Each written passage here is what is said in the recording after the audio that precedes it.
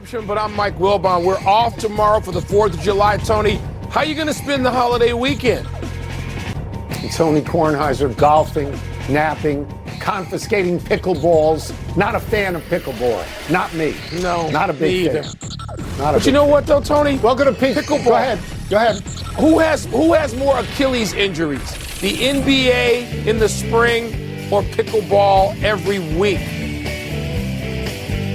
If you look at a pickleball court, somebody over the age of 60 is going down in a heap once an hour. Welcome to PTI, yes. Boys and girls. Today's episode, Clayton Kershaw's historic strikeout, USA's win over Guatemala, and Patrick McEnroe joins us from Wimbledon for 5 good minutes. But we begin today with the Los Angeles Lakers finally getting a big man.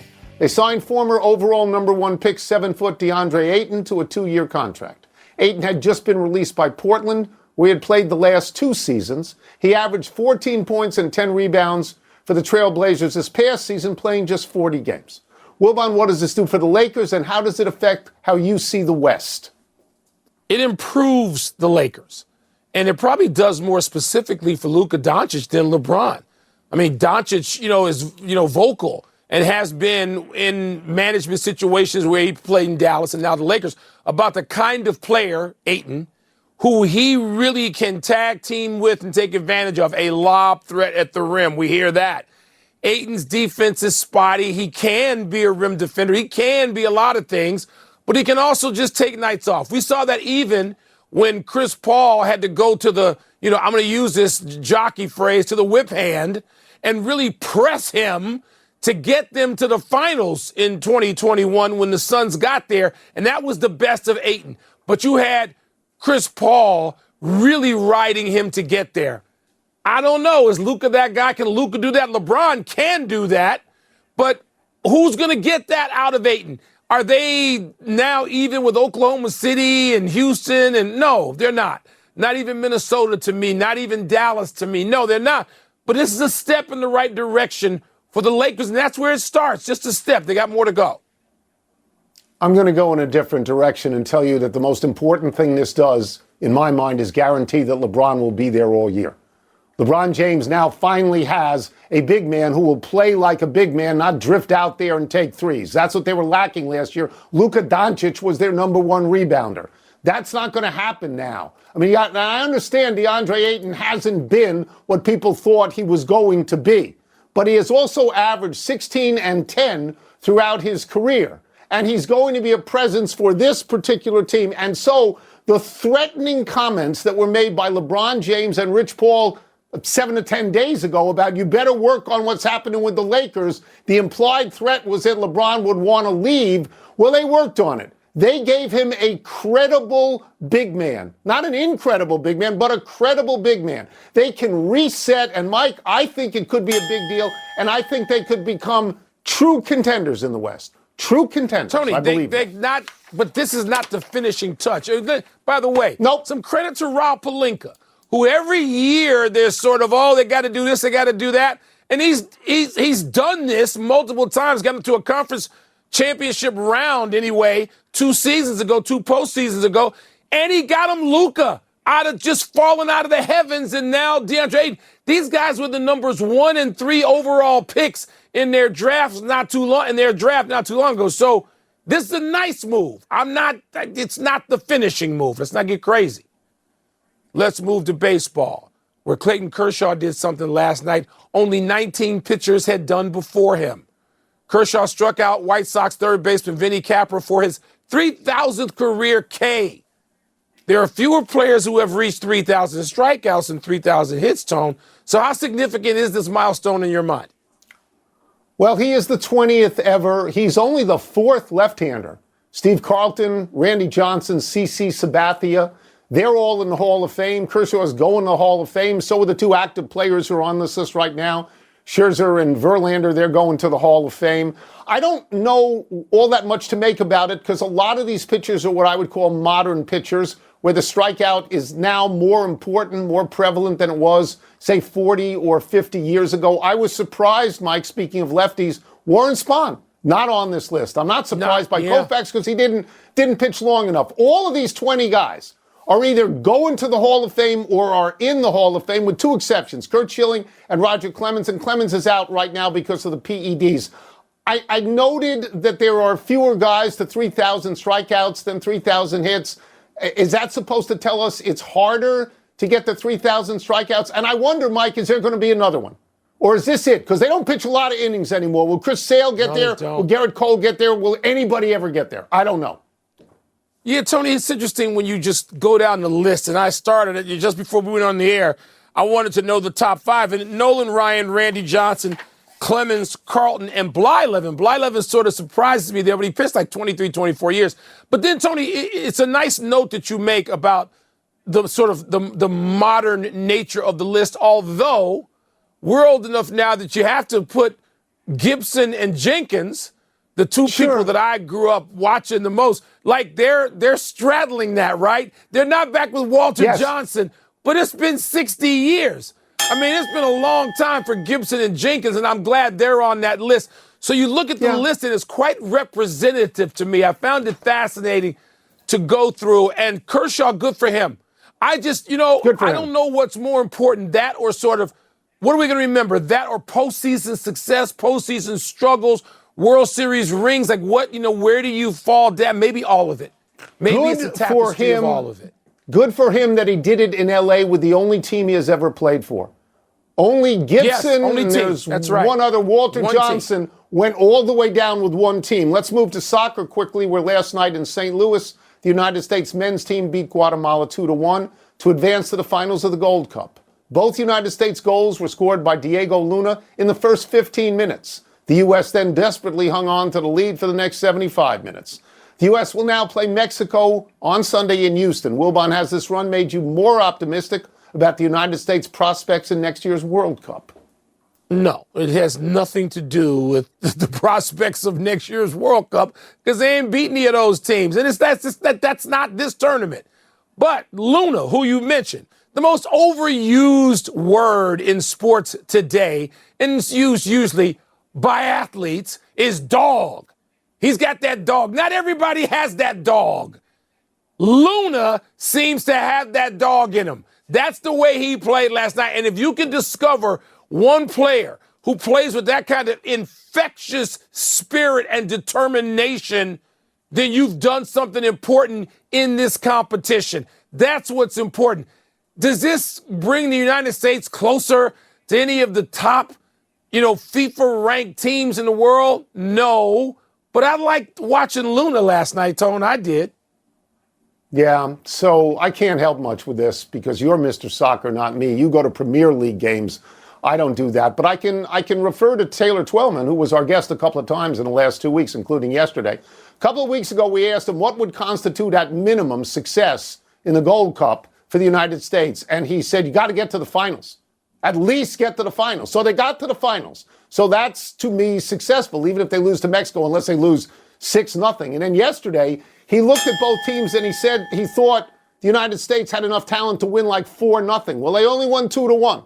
They only won 2-1. He also said there'd be a pro-United States crowd in St. Louis. And people who watched the game told me, no, it was pro-Guatemala, which makes me think that in Houston on Sunday, it's going to be pro-Mexico. It's going to be pro-Mexico. So we'll see. Let's take a break.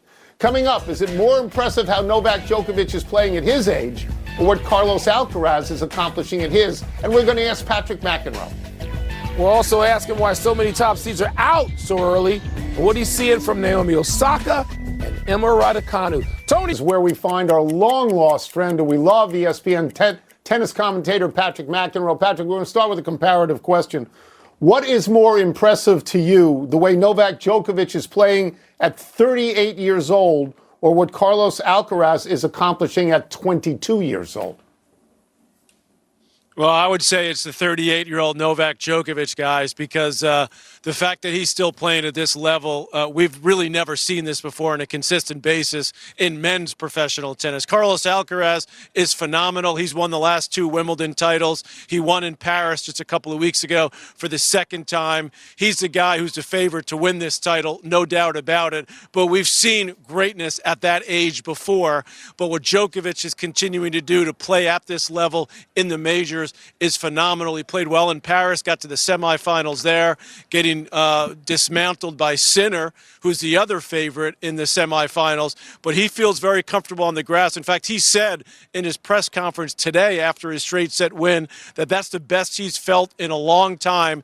And if he plays like that, he said that he thinks he can beat anyone in the tournament. But it's likely he would have to beat Sinner in the semifinals and then Alcaraz in the final. And trust me, he will have to play his A game to have a chance to beat both of them back to back. Be something to see all those guys still left in the tournament the way it's going, Patrick. So many of the top seeds are out already. Are we just looking at sort of fluke circumstances, or do you see more a common thread here?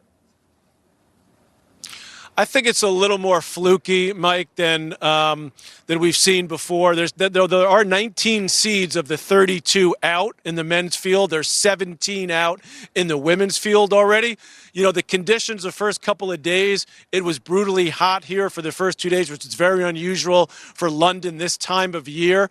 That made the courts actually play a little bit differently, a little quicker, and I think that could have been part of it. But, you know, there is a lot more parity in men's tennis, in women's tennis down the line, not at the top of men's tennis. Sinner and Alcaraz, between the two of them, have won the last 6 major titles. So we had the era of the big 3. Now we're pretty much in the era of the big 2. They've distanced themselves from the rest of the field. In the women's game, it's definitely more spread out. In fact, here at Wimbledon, there's been 8 different winners of the ladies' singles title in the last 8 years. And it's very possible, in fact, I'd say likely, that we'll see a 9th winner. At the moment, you'd have to say Aryna Sabalenka, the favorite, the top seed. You had Coco Gauff being upset in the opening round, which was a big shock. Jessica Pegula, the 3 seed, also being upset in the opening round. So not wide open, but I think there's more players in the ladies' tournament that can win it, whereas on the men's side, it's pretty much Alcaraz, Sinner, maybe Djokovic is the 3rd favorite at the moment. Well, let's stick with the women's side for a second, Patrick. I'm glad you mentioned it. I am excited that Osaka and Raducanu, who are kind of removed from their, major championships, are seeming to be at least on the front porch of the big action again. How do you assess where each of them is right now? Well, let me start with Emma Raducanu, who's obviously from Great Britain, so there's a lot of attention on her always. She came literally out of nowhere a few years ago, as you both remember, coming through the qualifying, winning the U.S. Open, which was one of the most unpredictable, amazing efforts that we've seen in the modern era of professional tennis. She's struggled since then. She's had some injuries. She's a superstar now in England, so she makes a ton of money off the court.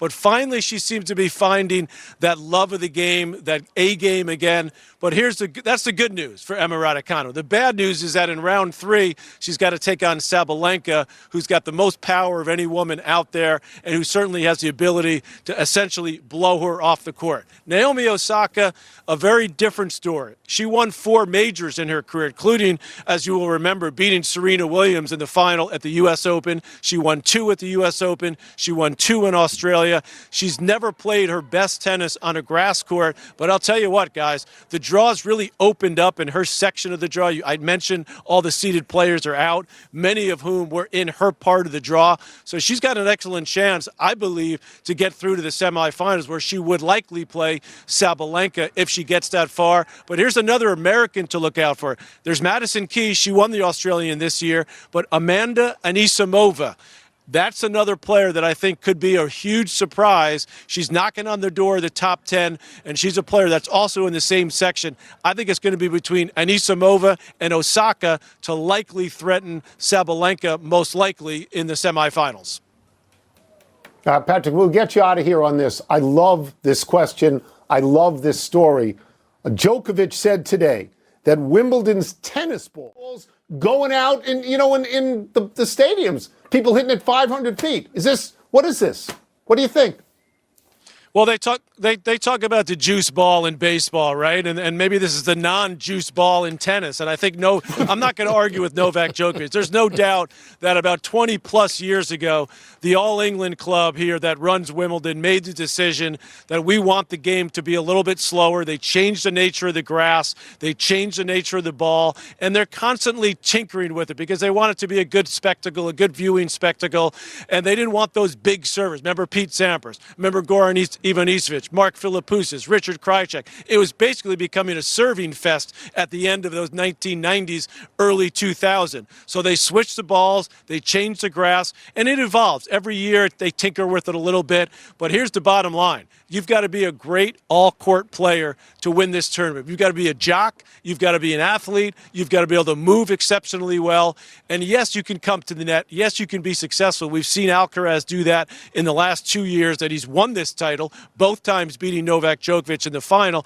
But you also got to be able to play from the baseline, and you got to play it well. Djokovic is a perfect example of a guy who's got the all-court game. He can come forward. Essentially, he started out, guys, here as more of a defensive player. But the serve has improved. The ability to come forward has improved. And that's why he's looking for his 8th Wimbledon title, which would tie the great Roger Federer, in my view, the greatest offensive player ever to play on this court. Djokovic would love to be able to tie that record, and not to mention then hold the all-time record of 25 major titles. Currently, he's tied with Margaret Court. So he would love to wrap things up here at Wimbledon with number 8 and number 25. I love it. I love the fact that they changed the grass. I love the fact that they changed the tennis balls. Thank you, Patrick. It's great to see you again. Thank you. Appreciate it. A lot of things have changed here, but guys, don't ever change. You two, okay? We just get older and older. You can catch Wimbledon on ESPN again tomorrow, starting at 8 a.m. Eastern. Let's take one last break. Still to come, the Blue Jays could sweep the Yankees and take over the AL East tonight. Is that a big deal?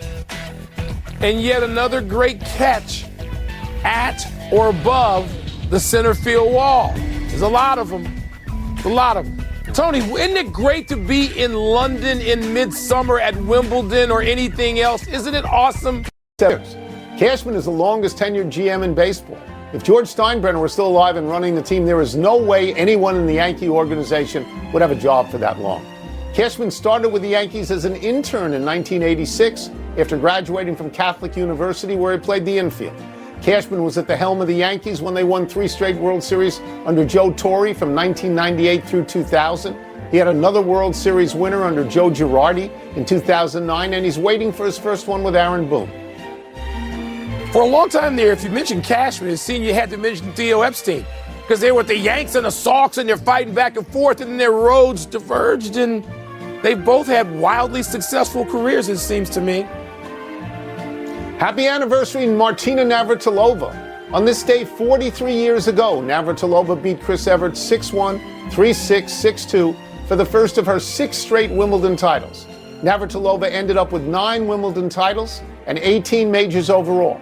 Evert also won 18 majors, including 7 French Opens and 6 U.S. Opens. The two contested 80 matches between 1973 and 1988, 60 of which were finals. Navratilova was 43-37 in the head-to-heads with Evert, 36-24 in the finals. They are the most prolific tennis rivalry of the Open era. Evert and Navratilova were great rivals who became best friends. There is a story about their friendship by Sally Jenkins in the Washington Post that will warm your heart. As a lifelong consumer of tennis, Tony, I always felt enriched when I got to see them play each other. And as you mentioned, usually at the end of a tournament for the championship, nothing like it. Yeah. Happy trails to extra bases for Riley Green. The Tiger slugger hit one deep to left center last night. Nats center fielder Jacob Young tracked it, scaled the fence, and came away with an improbable catch. Young said he thought the ball was going to travel farther, but it died by the wall, so he ended up backhanding it at shoulder height. Here's a fun fact, Mike. Riley Green, and Jacob Young played travel ball together as teenagers in Florida. I never get tired of seeing these at-the-wall or over-the-wall catches. All night long you can go with them, and they just all seem to be thrilling. And every day somebody says the best catch of the year, and it's not. The next day is the best catch of the year as well. Day. Let's go to the big finish. Your guy, The Miz, gave up 5 earned and 3 2/3. He took the loss to the Mets last night. How'd that taste? Tasted great. We got a half game on the Brewers who split. Come on now. Tasted great to have a cheesehead get rocked. Blue Jays beat the Yanks last night, have caught them atop the AL East. I bet you think that's significant. Yeah, I think anytime you're in first place, even if you're tied, it doesn't matter. Yeah, it's significant. Red Panda's out of the hospital after breaking her left wrist when she fell off her unicycle. Your thoughts? Sally's going to miss a few months, apparently, but she's just a great athlete, one of the best in the arena any night she's there.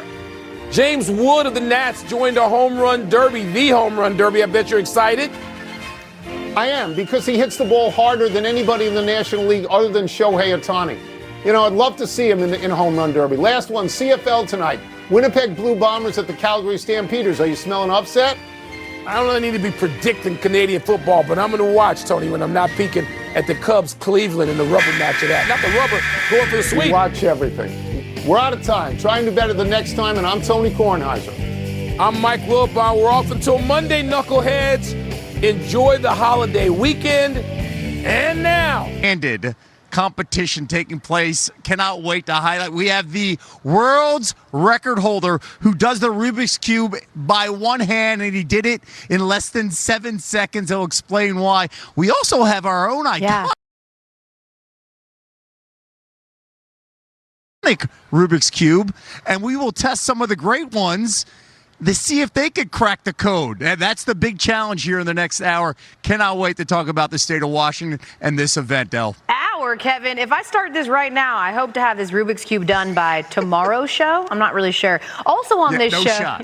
Zero chance. Also on this show, we've got Mina Kimes and Tim Kirchin's favorite Washington sports moments. Plus, Sam Acho is going to talk expectations for the Seahawks this season. But we're going to start just down the coast from where you are, just a little bit, Kevo. The Lakers filling their big donut hole in their lineup, agreeing to a 2-year deal with center DeAndre Ayton. You'll remember that last year they acknowledged they needed a rim protector and a pick-and-roll partner for Luka Doncic, and they got it. Let's keep it Lake Show with our NBA reporter Tim Bontemps, who's joining us now. Tim, where do LeBron, Luka, and the Lakers go from here after they added DeAndre Ayton? Well, Al, first off, they needed to get a center. So getting DeAndre Ayton in the fold is a big move for the Lakers. This is a guy who, if he'd been available at the start of free agency, would have been one of the most talented players on the board. This is a guy who obviously was a key part of the Suns' run to the finals in 2021. He was the number 1 overall pick in 2018. He's a guy that can be the lob threat that Luka Doncic needs in the paint. And if he does lock in and play well for the Lakers, he could be a real difference maker for this team. However, Al, this is a Lakers team that did lose in 5 games in the first round to the Minnesota Timberwolves, a Timberwolves team that went on to lose in 5 games to the Oklahoma City Thunder in the conference finals. So the Lakers, to improve from where they were last season, they've got to try to find some more perimeter shooting. They've got to try to find some more perimeter athleticism. They particularly are lacking in backcourt depth, particularly on the defensive end of the court. Luka Doncic and Austin Reeves, not exactly strong defenders. They need some help there. And just generally, they need to try to find some more depth overall. Obviously, if they can have LeBron James and Luka Doncic out there playing well, they've got a chance to contend with anybody, but they need the supporting cast to improve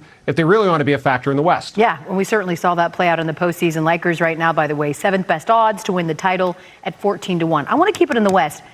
The Warriors, it feels like, have been eerily quiet in free agency. Why come, Tim? Well, the main reason, Al, is because of the restricted free agency of Jonathan Kuminga, the best player on the market now that Miles Turner has gone to the Milwaukee Bucks. And Kuminga's free agency is going to be fascinating. He is a guy who has shown at times, including in the second round against the Timberwolves, when Steph Curry was out that knee injury, that he can be a player that can make an impact as a scorer on the offensive end. He can be a go-to guy. However, we have also seen him have a lot of periods of inconsistency with the Warriors. That's why he has been in and out of Steve Kerr's rotation, and that's what makes his free agency so interesting. He is a guy that the right kind of person could look at and say, this guy's got a chance to be an all-star, a multi-time all-star kind of player at a position on the wing that everybody's looking for. So, with no cap space out there, Jonathan Kuminga has 2 choices. One, to try to come to some sort of a deal with the Warriors where obviously things have been up and down relationship-wise with them. Or two, try to go out and find a sign and trade with another team. But with no cap space out there, trying to get a sign and trade done is complicated for a whole host of reasons. So we're looking at a situation where one of the most talented players on the board has to try to find a home, and it could take a little while for it to happen. Yeah, some consistent scoring you're going to get from Kuminga, too, averaging at least 15 points a game in each of the last 2 seasons. Tim Bontemps, has anybody ever put your face on a Rubik's Cube? I don't think so. Ooh, can't relate. Let's get it back to Ken. All right, Wilbon, what is the best team in Washington sports history? Washington State, not Washington, D.C. Boy, Tony, they got some near misses. They had some great teams. They got some near misses in the state of Washington. The Seattle Seahawks team, which should have gone back-to-back Super Bowls, but didn't. Also, you got the 2001 Mariners team that won 116 games, but then got popped around by the Yankees in the postseason. So you had 116 games, but they didn't win. And that team, Tony, had Ichiro, Edgar Martinez, Brett Boone, Olerud, but it wasn't as glamorous as the team a few years earlier, which had Alex Rodriguez and Ken Griffey Jr. For my money, the most important person perhaps in all of Washington State sports would be Junior Griffey. But they were gone from that 2001 team, he and A-Rod. They weren't on it, and that team didn't win. So, man, if you're going to go with a winning team, you got to go with that Super Bowl team, which did win one and knocked out, Peyton Manning to do so. Wait, you're not even mentioning the Seattle Supersonics that won the NBA championship? I should with Sigma and DJ and JJ and Fred Brown with Slick Watts on that team. That was a tremendous team, too. They won. They did. They won. Yeah. All right, so I'm going to go back to something that you mentioned. And I think that when you talk about the best teams, you have to talk about teams that have won. And indeed, the Seattle Seahawks won the Super Bowl. But then they get back against the New England Patriots. They're on the 1-yard line late in the game. And instead of handing the ball to Marshawn Lynch, they get cute and they call a pass. And that pass is intercepted by Malcolm Butler. And the New England Patriots win that game. And I would say to you, Mike, that is, in Washington State history, that's the signature play of the entire state. More people will remember that play, which lost the game, than any single thing that won it. I think about it. Do you have a winning play for me? But everybody remembers that play and the offensive coordinator call where you say, what are you doing? In hindsight, what are you doing? Well, Tony, I certainly believe that more people who don't live in the state and have no connection to Washington State remember that first. I don't know how it feels if you are, about the state of Washington. Maybe you remember it differently. Maybe you go back and you remember Warren Moon and your memories are fond memories of Peyton and Kemp, or like I said, of Ichiro and things that he did that nobody else did, or Ken Griffey Jr., the most graceful to me baseball player I think I've ever seen, graceful. But wow, that play, for those of us outside, 3,000 miles away looking in, Malcolm Butler, that's it. We're done. Back to you.